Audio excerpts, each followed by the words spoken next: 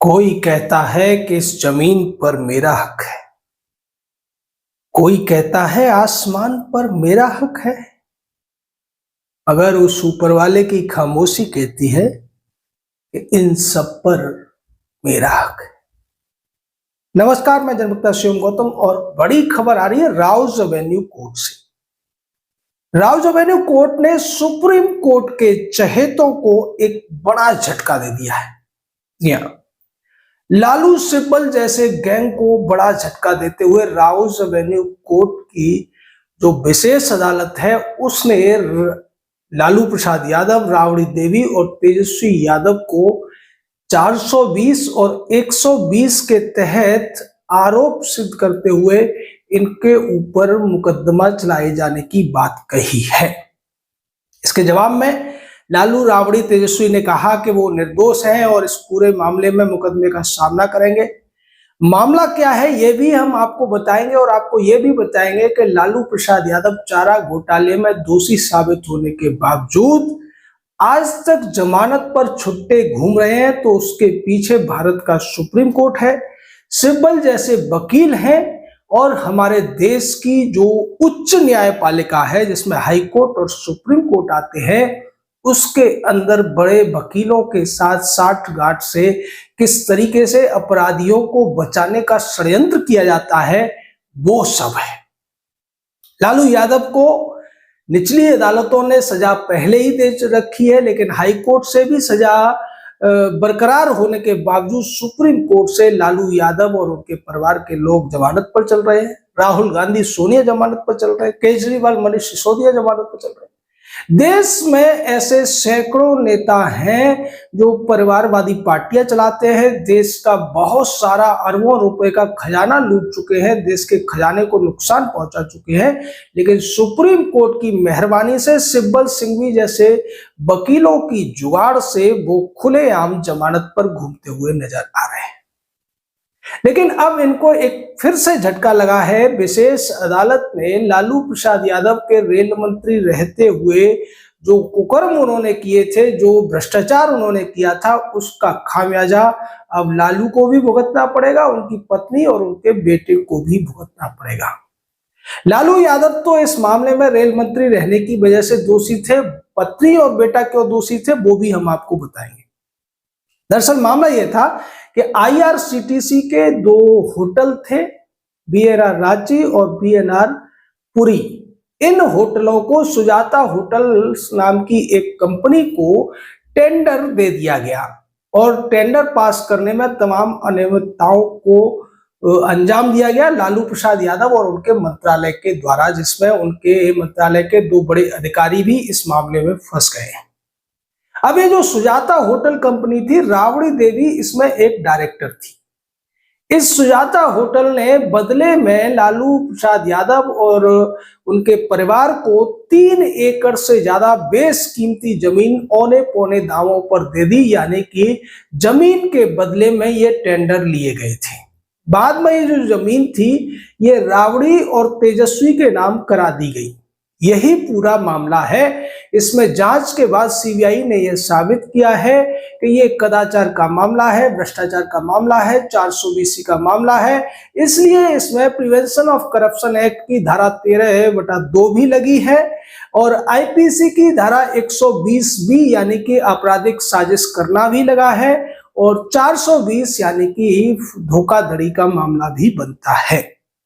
अब इसकी वजह से बिहार के चुनाव में एक बड़ा बवाल होता हुआ दिखाई दे रहा है, क्योंकि बिहार के चुनावों की घोषणा हो चुकी है। लालू प्रसाद यादव तो पहले से ही चारा घोटाले के साबित आरोपी है, जमानत पर चल रहे हैं। राबड़ी देवी और तेजस्वी का नाम अब इस मामले में आने के बाद और कोर्ट द्वारा सख्त शब्दों में इनके ऊपर मुकदमा चलाए जाने की बात कहने के बाद अब ये मामला इन पूरे परिवार, लालू परिवार के लिए उल्टा पड़ता हुआ नजर आ रहा है।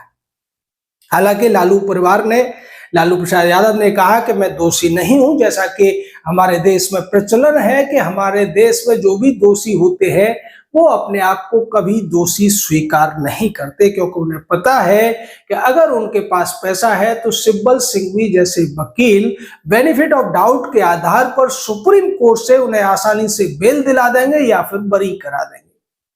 अब सवाल ये उठता है कि क्या इस मामले में अगर निचली अदालत यानी जो विशेष अदालत है सीबीआई की, राज्य रेवेन्यू कोर्ट की, वो सजा दे भी देती है तो होगा क्या? इसमें फिर मामला हाई कोर्ट जाएगा। हाई कोर्ट भी अगर उस सजा को बरकरार रखता है तो फिर मामला फिर से सुप्रीम कोर्ट जाएगा, और सुप्रीम कोर्ट में जो हमारे लाट साहब बैठते हैं उनके लिए देश के खिलाफ साजिश करना, देश के खिलाफ गद्दारी करना, भ्रष्टाचार करना, बेईमानी करना, यहां तक कि हत्या और बलात्कार करना भी कोई बड़ा अपराध नहीं है, और वो हर अपराध में संदेह का लाभ अपराधियों को देते हैं।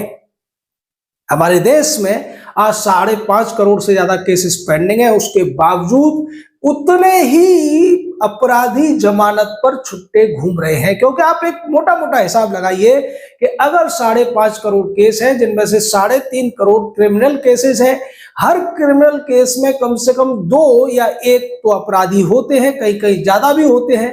तो मोटा मोटा अगर 2 अपराधी भी मान लिए जाए तो 7 करोड़ से ज्यादा अपराधी जेलों में होने चाहिए, लेकिन वास्तव में जेलों में केवल 5.5 करोड़ लाख अपराधी हैं। यानी कि 7 करोड़ में से 5.5 लाख अगर जेलों में है तो इसका मतलब है कि ज्यादातर अपराधी देश के जमानत पर छुट्टा घूम रहे हैं। हमारे देश की जो बड़ी अदालतें हैं वो सिर्फ जमानत देने का ही खेल करती हैं। जो जिला स्तर की अदालतें होती हैं वो अपराधियों को सजा देती हैं, उनकी सजा को या तो हाई कोर्ट बरकरार रखता है या फिर उस सजा के खिलाफ अपील सुनता है, और उस मामले में अपराधियों को बेल दे दी जाती है। मामले 30-30, 40-40 साल चलते हैं, उसके बाद भी फैसला नहीं होता है। और ये जो अपराधी होते हैं वो जमानत पर रहते हुए हर उस ऐशो आराम को भोगते हैं जिसके लिए इन्होंने ये बेईमानी, अपराध, ये जो कुछ किया होता है। तो इसको अगर दूसरे शब्दों में कहा जाए तो हमारे देश की जो न्यायपालिका है वो सिर्फ और सिर्फ अपराधियों को, बेईमानों को, भ्रष्टाचारियों को, देशद्रोहियों को संरक्षण देने का काम कर रही है।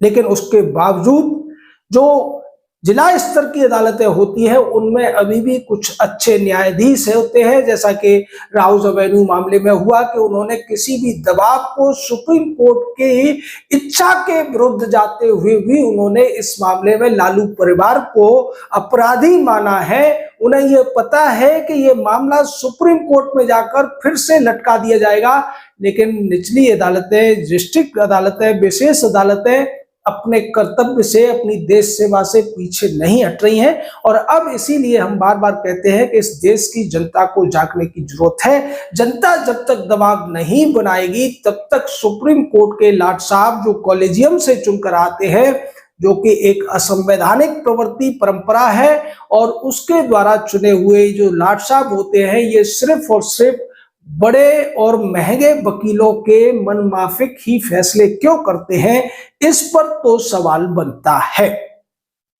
इसको लेकर भारत में जब यह कॉलेजियम बना था उस समय भी तमाम सवाल उठाए थे, और आज की डेट में भारत के सबसे ज्यादा प्रतिष्ठित, सबसे ज्यादा सम्मानित, और जिन्हें अभी पिछले दिनों सुप्रीम कोर्ट के एक जो सीनियर जज है, कॉलेजियम का हिस्सा है, भारत के सीजीआई बनने वाले हैं, 3रे नंबर पर हैं वो इस समय सीजीआई बनने की लिस्ट में, उन्होंने उन्हें भारतीय न्याय तंत्र का भीष्म पितामह कहा था।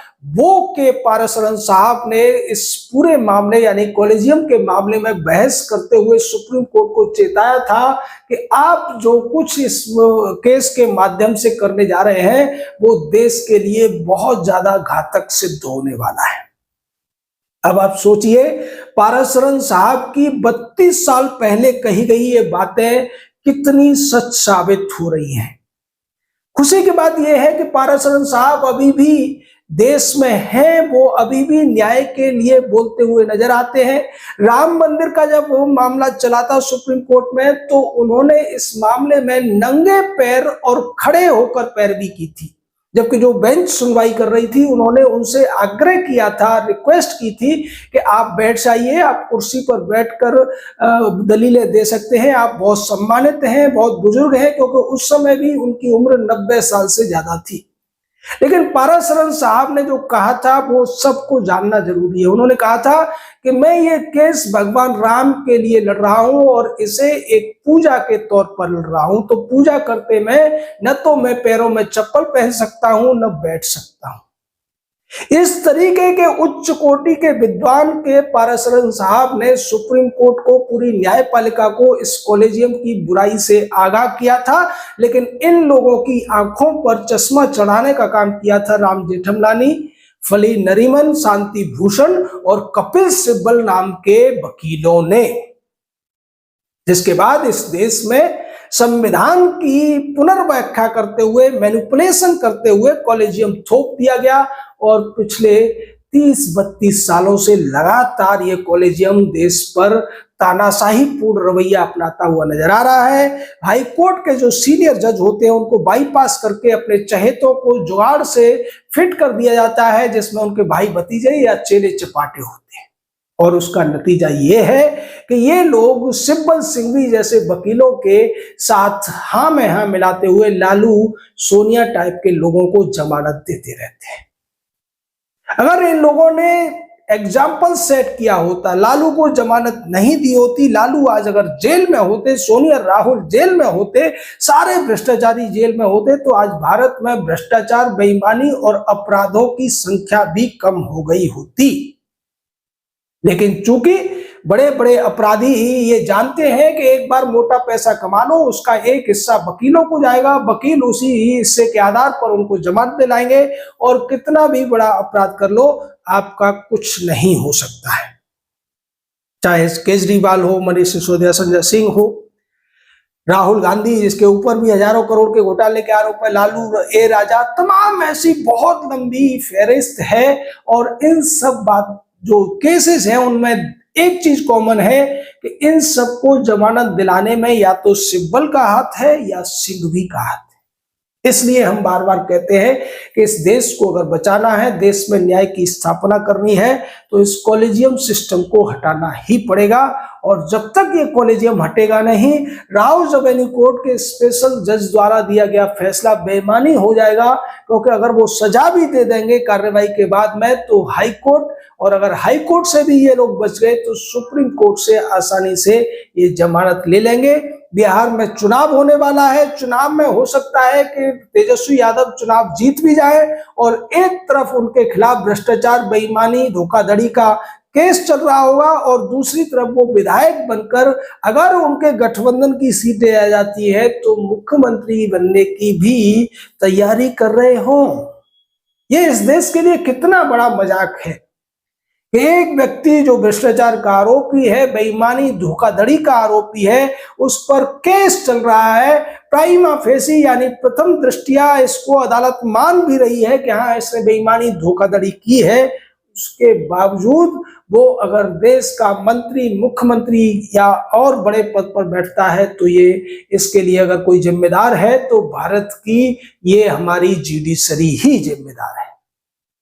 क्योंकि अगर जुडिशरी सही तरीके से न्याय करे, ये जो बेनिफिट ऑफ डाउट ये अपराधियों को देते हैं, ये उनके खिलाफ इस्तेमाल करें कि जब तक आप खुद को बेगुनाह साबित न करें तब तक आप गुनहगार माने जाएंगे। लेकिन हमारे यहाँ होता क्या है कि जब तक अपराधी का गुनाह साबित न हो जाए, वो कितना भी बड़ा अपराधी या आरोपी हो, उसको गुनहगार नहीं माना जाएगा। ये सब इसीलिए हो पा रहा है कि जुडिशरी में सुधार की जरूरत है, जिसे वो सुधार नहीं है। केंद्र सरकार ने इसकी कोशिश की थी, एनजेएसी लेकर आए थे, लेकिन सुप्रीम कोर्ट की 5 जजों की बेंच ने, जिसमें से एक जज ने इस मामले में एनजेएसी का समर्थन किया था, उनकी बातों को दता बताते हुए एनजेएसी को खारिज कर दिया। सरकार दोबारा एनजेएसी नहीं ला पाई और उसका नतीजा ये है कि आज की डेट में सुप्रीम कोर्ट में आने वाले 8 साल के लिए जो सीजेआई के नाम हैं, उनमें एक से एक विवादित नाम है। इस सब को अगर रोकना है, देश की जनता को जागृत होना पड़ेगा। आपका इस पूरे मामले पर क्या कहना है? अपनी राय दीजिए। शब्दों की मर्यादा बनाए रखिए। चैनल को लाइक कीजिए, सब्सक्राइब कीजिए, हाइप कीजिए। जय हिंद, जय भारत।